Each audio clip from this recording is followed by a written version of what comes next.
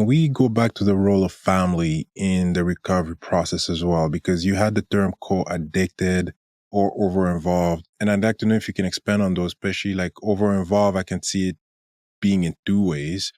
Co-addicted, I'm like, well, how does that develop? Is it about maintaining the system of addiction to preserve the addiction? Or is it that family also indulge in the substances and we're all in denial?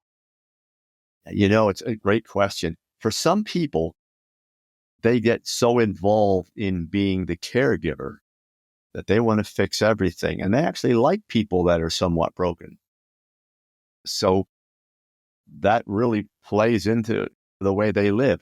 Other people actually, and it's the thing that we often don't talk about is, can you get addicted to people? Yes.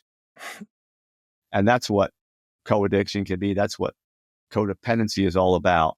I need you to be a certain way. I can't get enough of you. If you leave, if you change, I don't know what I'll do with myself. We get codependent people whose spouses go into treatment for an addiction. When they come home, the code-addicted person no longer knows how to treat them. That person doesn't need them to do things for them anymore because we're teaching them how to be independent. And the codependent person actually, without knowing it, pushes the person back toward the addiction so they can get back to loving them the way their addiction is dictating.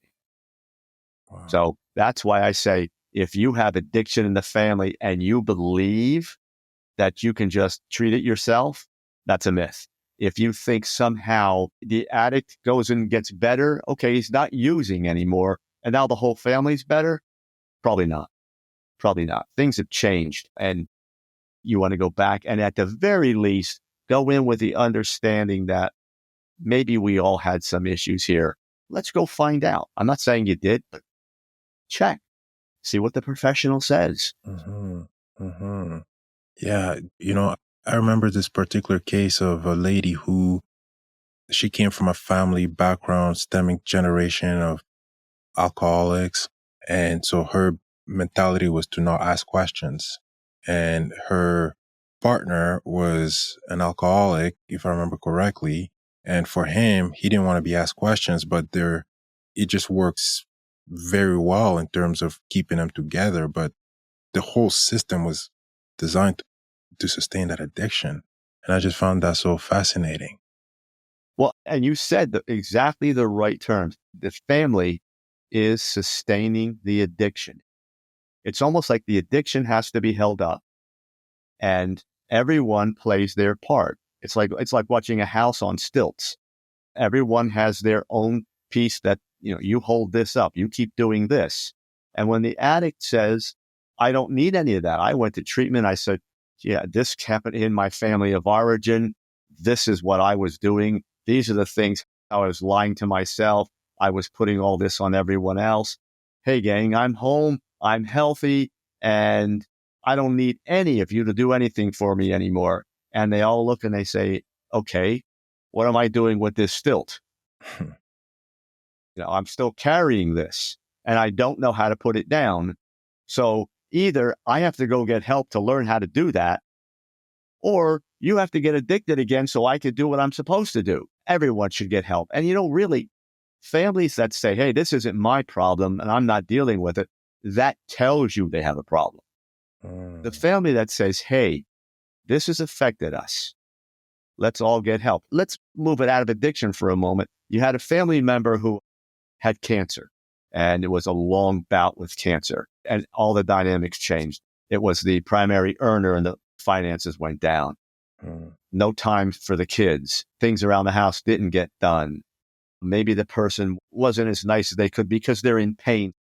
All the dynamics change, plus the fear of losing that person, and then it finally happens. The family could say, well, great, mom or dad or whatever passed, and I'm glad their suffering's over and we're done. But how often do we see now the kids getting into trouble, the kids going into depressions and getting anxiety? Because any addiction, any disease is a family disease. It's a family condition.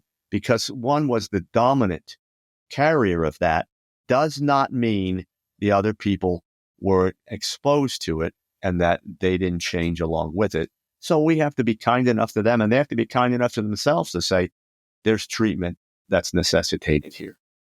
Wow, that is fascinating. Fascinating. Thank you so much for sharing that. I did touch on how, just from my lecture, how complex that particular dynamic of the family was. And it just blew my mind, especially when it came to alcoholics, because it helped me understand a lot of where I came from. But I feel like I could do a whole show just on that particular aspect of things. Which brings me to the other element on the importance of tailoring a proper recovery plan. And although my assumption is this is done by clinicians, what are the common missteps in creating these type of plans, and how intricate are they really? If someone comes into my office and says either I'm addicted or my family member is addicted, we're going to get those initial consultations going. If they're willing to come in, we're going to say, okay, let's start. I'm going to do a complete history.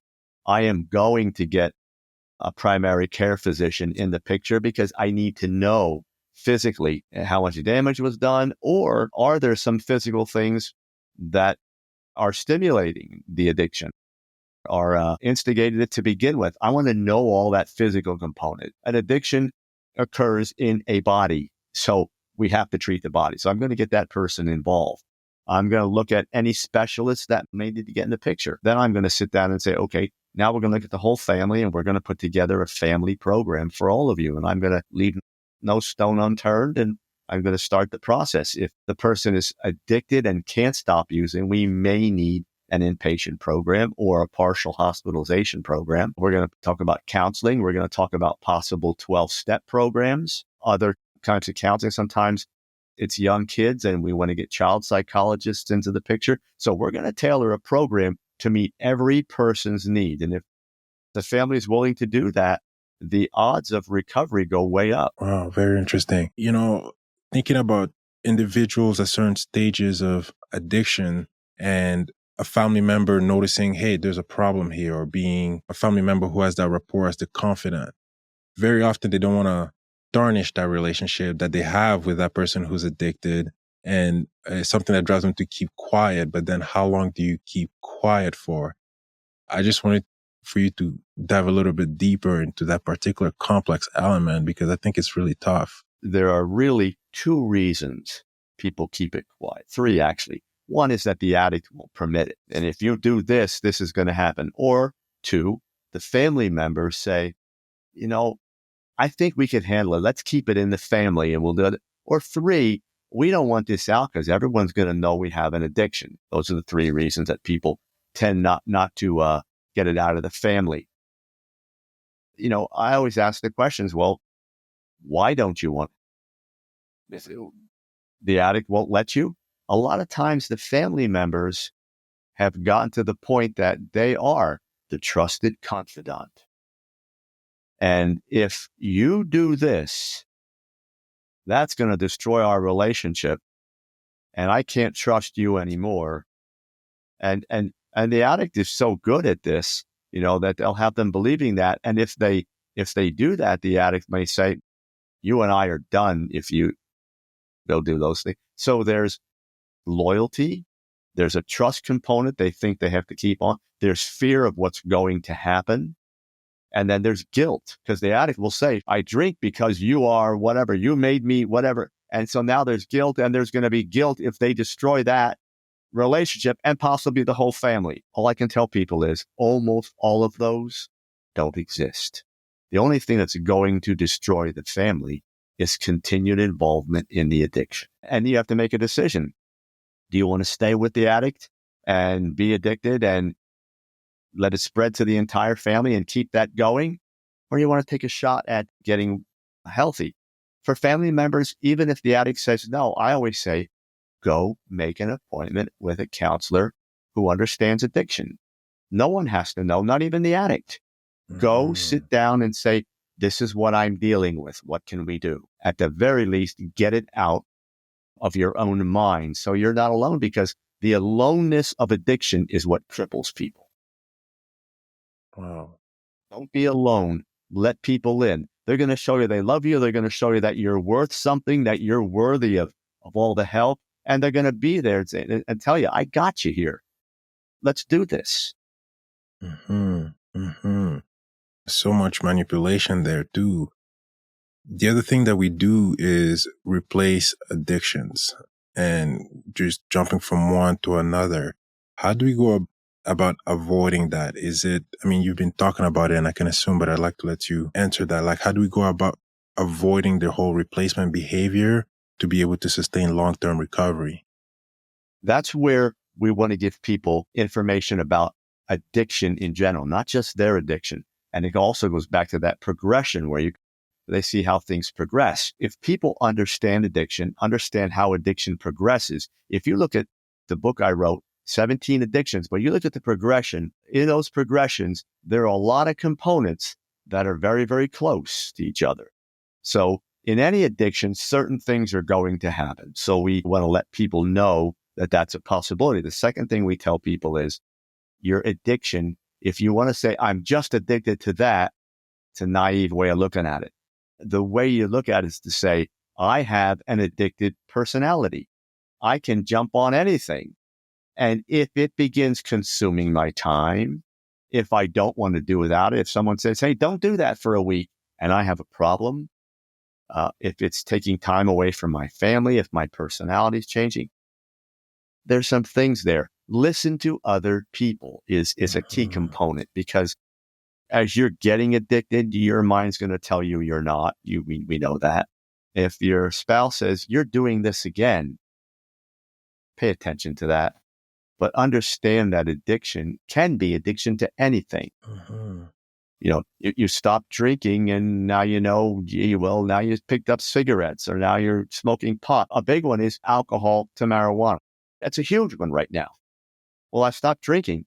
Well, what are you doing? Well, I got a marijuana card because I was drinking because, I was anxious because that's why I had to drink. So I got the card now, and well, what's going to happen with the card?